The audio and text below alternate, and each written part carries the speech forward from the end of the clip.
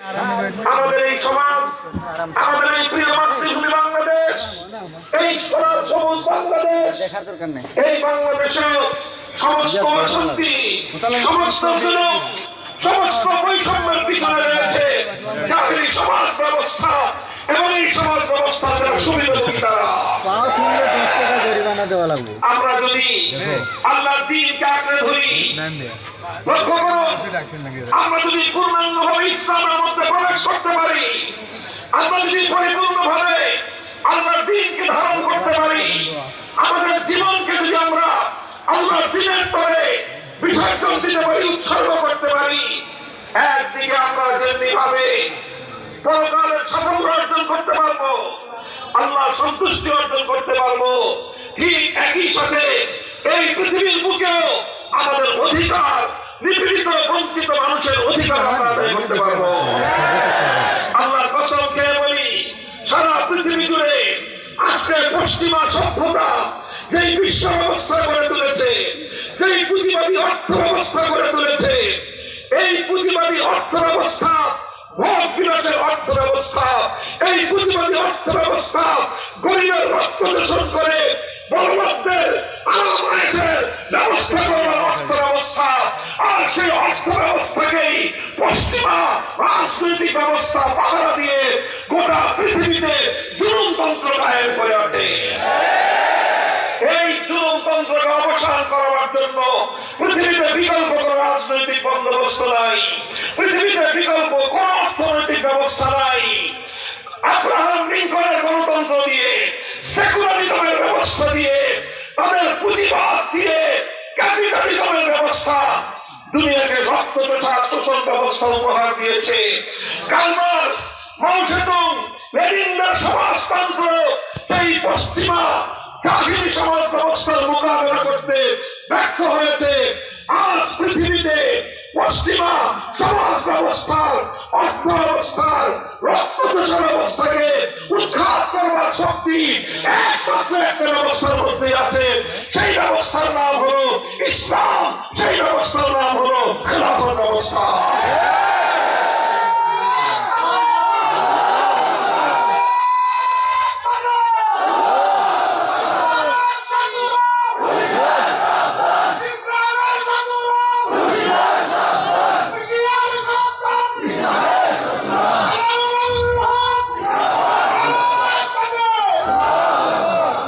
সংগ্রামী সাথী ও বন্ধুগণ, এই জন্য আপনাদের উদাত্ত আহ্বান জানাতে চাই, আমরা যেভাবে ব্যক্তিগত জীবনে আল্লাহর দ্বীন পালন করি, নামাজ রোজা আদায় করি, হজ যাকাত দেই, হজ করি, যাকাত আদায় করি, পর্দা পুষ্টিতা মেনটেন করে চলি, যাদের অন্তরের মধ্যে আল্লাহর ভয় আছে, এই খোদাভীরু মানুষগুলো যদি আমরা সংঘবদ্ধ হই, সংঘবদ্ধ হয়ে আমরা যদি শুধুমাত্র ব্যক্তিগত জীবনে ইসলাম পালনকে সীমাবদ্ধ না রেখে আমাদের সমাজকে যদি আমরা ইসলামী আদর্শ করে তুলতে পারি, ইনশাআল্লাহ তাহলে আমরা এক একজন গোটা সমাজে ইসলাম প্রতিষ্ঠা করবার বিনিময়ে সকল মানুষের ধর্ম পালন করবার, ইসলাম পালন করে আল্লাহকে সন্তুষ্টি অর্জন করতে পারবে। দ্বীন কায়েমের সংগ্রামী সৈনিকরা এক একজন হাজার মানুষের চেয়ে বেশি আল্লাহর কাছ থেকে প্রতিদান এবং সওয়াব পাবে। কাজের জন্য আমি একই কথা বলছি, আসুন খেলাফত ব্যবস্থার পতাকা ধরে নিয়ে এই ব্যবস্থার মাধ্যমে একদিকে আমরা যেমনি ভাবে পরকালের মুক্তি নিশ্চয়তা পেতে পারি, একই সঙ্গে আমরা ইহকালীন শান্তি, নিরাপত্তা নিশ্চয়তা আমরা পেতে পারি। অন্য কোন ব্যবস্থার মাধ্যমে শুধুমাত্র নেতাদের স্বার্থ উদ্ধার হয়, অন্যান্য ব্যবস্থার মাধ্যমে, প্রচলিত শাসন ব্যবস্থার মাধ্যমে কিছু মানুষের স্বার্থ উদ্ধার হয়, প্রকৃত অর্থে জনগণের ভাগ্যের উন্নয়ন হয় না। কারণ ব্যবস্থার মধ্যেই, সিস্টেমের মধ্যেই সেটা নাই। আছে রাষ্ট্রীয় সম্পদ চুরি করে, জনগণের অধিকার হরণ করে এক দলের পর আরেক দল লালিত পালিত হয়। আপনারা যদি লক্ষ্য করে থাকেন, আজ বর্তমানে আমি পৃথিবীর অন্যান্য দেশের কথা বলবো না, শুধু আমার এই বাংলাদেশ, আমার জন্মভূমি, আমার এই মাতৃভূমির কথাই যদি আমি বলি, আজ এখানে একটা রাজনৈতিক ব্যবস্থা প্রচলিত আছে। এই রাজনৈতিক ব্যবস্থার মূল কথাটা হলো এই আমরা যে প্রচলিত রাজনৈতিক সিস্টেমের চাপা করে আমরা বন্দী, লক্ষ্য করে দেখবেন এই সিস্টেমটা কি, ব্যবস্থাটা কি। এখানকার ব্যবস্থা হলে যারা রাজনীতির চর্চা করে, যারা রাজনীতির সংগঠন করে, যারা রাজনৈতিক নেতৃত্ব দেয়, তাদের অবস্থাটা হলে 5 বছর 10 বছর 15 বছর ইনভেস্ট করো, ক্ষমতায় আসতে পারবে, সব ইনভেস্ট সুদে আসলে উসুল করে নেবে। কথা বলে ঠিক না বেটি? যারা রাজনীতি করে তাদের সকলেরই স্বপ্ন থাকে পার্টি ক্ষমতায় গেলে সব উসুল করে নেব। প্রশ্ন হলো, পার্টি যদি তোমার ক্ষমতায় যায় তাহলে তুমি যে তোমার অতীতের ইনভেস্ট সুদে আসলে উসুল করবা, এই সম্পদ তোমাকে কে দেবে? কোথাও থেকে দেওয়ার বৈধ উপায় দেওয়ার কেউ নাই। উপায় একটাই, সেটা হলো রাষ্ট্রের সম্পদ চুরি করতে হবে, জনগণের সম্পদ চুরি করতে হবে, মানুষের অধিকার হরণ করতে হবে।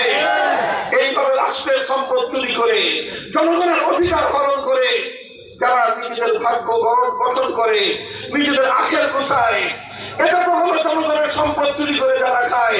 ইন্নামা ইয়াকুলুনা ফী বুতুনিহিম নারা, এটা কোনো বৈধ হালাল সম্পত্তি নয়, এই সম্পদ হলো জাহান্নামের আগুন। প্রচলিত ব্যবস্থা দিয়ে, রাজনৈতিক বন্দোবস্ত দিয়ে এইভাবে এক শ্রেণীর মানুষ তারা হারামখুরি করে, জনগণের সম্পদ চুরি করে, তারা ক্ষমতায় গেলে নিজেদের ভাগ্যের পরিবর্তন করে, আবার ক্ষমতা হারিয়ে গেলে শুরু হয় তাদের ইনভেস্টমেন্ট। তারা তাদের সাঙ্গপাঙ্গদেরকে লালন পালন করে। লক্ষ্য করে দেখবেন যে রাজনৈতিক কালচার আমাদের দেশে চলছে, এই রাজনৈতিক কালচারে যারা নেতা হয়, প্রত্যেক নেতার অধীনে প্রচুর পরিমাণ ইয়াং ছেলেমেয়ে তারা তাদের সময় অতিবাহিত করে। 100 জন 200 জন 500 জন 1000 জন যুবক ছেলে। জিজ্ঞাসা করবেন এই সকল যুবকদের প্রফেশন কি, কি তাদের কর্মজীবন, তাদের আয় ইনকামের সোর্স কি? দেখবেন অধিকাংশ এই সকল রাজনীতিতে যারা নাকি সক্রিয়, তাদের ব্যক্তিগত ইনকামের কোন সোর্স নাই। ইনকাম সোর্স কি? চাঁদাবাজি করা। ইনকাম সোর্স কি? টেন্ডারবাজি করা। এরপরে দল ক্ষমতায় গেলে বিভিন্ন টেন্ডার, সরকারি কাজ, এগুলো সব হাতায় দিবে তারা। রাস্তা করার কাজ সরকারি নেতাপাতি নেতারা করবে। বিভিন্ন সরকারি এই সকল প্রজেক্ট গুলো তারা হাতে নিয়ে 1 কোটি টাকা বাজেট হলে 80 লক্ষ টাকা চুরি করবে, 10 লক্ষ 20 লক্ষ টাকা দিয়ে কোন রকম কাজটা ছেড়ে দিবে। এই কাজের স্থায়িত্ব হওয়ার কথা ছিল 10 বছর, সেটা 10 বছর টিকবে না। আবার 10 মাস পরে নতুন করে টেন্ডার হবে, আবার দেশের সম্পদ সেখানে